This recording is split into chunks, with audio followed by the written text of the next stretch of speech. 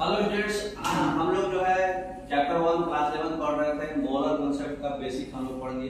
अब देखिए एक टॉपिक है वेपर डेंसिटी। छोटा छोटा टॉपिक्स है जो हम लोग क्लियर कर लेंगे स्टोइकियोमेट्री पढ़ने से पहले।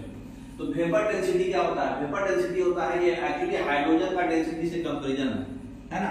तो कोई भी गैस का जो डेंसिटी है और जो हाइड्रोजन का डेंसिटी है, दोनों का जो रेशियो होगा कांस्टेंट टेंपरेचर प्रेशर रखना है। एक चीज कंडीशन है, जैसे आपका 22.4 लीटर मोलर वॉल्यूम होता है वो स्टैंडर्ड टेंपरेचर प्रेशर पे ही है।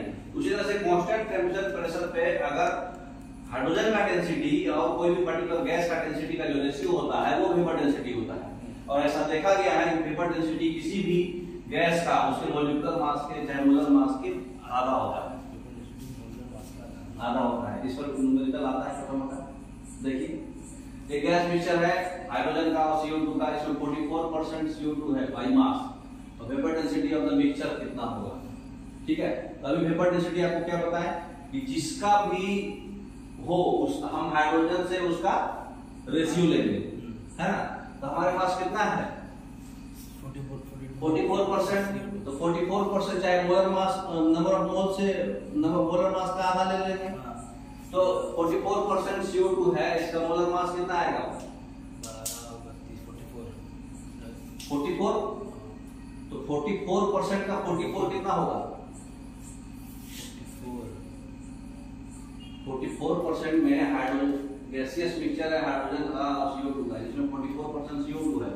तो बाकी जो है H2 है। H2 कितना है हमारे पास? 56%। वो कैलकुलेशन आसान है, वो कर लो पहले, है ना। तो मिक्सचर का हम लोग को निकालना है, दोनों को निकालना पड़ेगा। तो मिक्सचर का निकालने के लिए देखिए कैसे करेंगे। तो देखिए वेपर डेंसिटी जो है परसेंटेज में अगर लेना है तो परसेंटेज में भी मॉलिक्यूलर मास से भागा दीजिएगा तो वेपर डेंसिटी आ जाएगा, है ना। तो वेपर डेंसिटी इसका कितना हो जाएगा? ऑलरेडी हमारे पास परसेंटेज में इसका 44% था, तो इसका कितना होगा? 56%।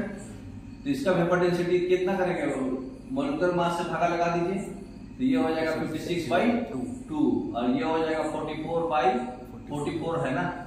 तो ये हो जाएगा आपका 28 और ये हो जाएगा 1, तो 29 आ गया दोनों का एडिशन। और टोटल वेपर डेंसिटी हमारा कितना होगा? 100% डिवाइडेड बाय हम लोग मॉलिक्यूलर मास m मान लेते हैं मिक्स का, दोनों का मिक्स है। तो m इक्वल टू कितना हो जाएगा आपका 100/29।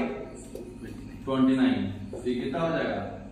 3 कुछ आएगा ना, 3.45 आएगा। तो वेपर डेंसिटी कितना होता है? मॉलिक्यूलर मास का आधा। तो vapour density equal to molecular mass by 2 equal to 3.45/2 equal to 1.72 के अप्रॉक्स 12725। समझ में आया?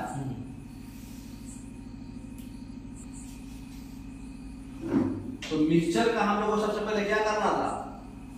मॉलिक्यूलर मास निकालना था। तो मिक्सचर का मॉलिक्यूलर मास आप पढ़े हैं ना, कोरस्पोंडिंग परसेंटेज लेके मोलर मास लेके करते हैं। हाँ, कोरस्पोंडिंग परसेंटेज लेके मोलर मास, मिक्सचर का पहले मोलर मास लेके मॉलिक्यूलर मास निकाले और फिर उसका आधा कर दिए, है ना।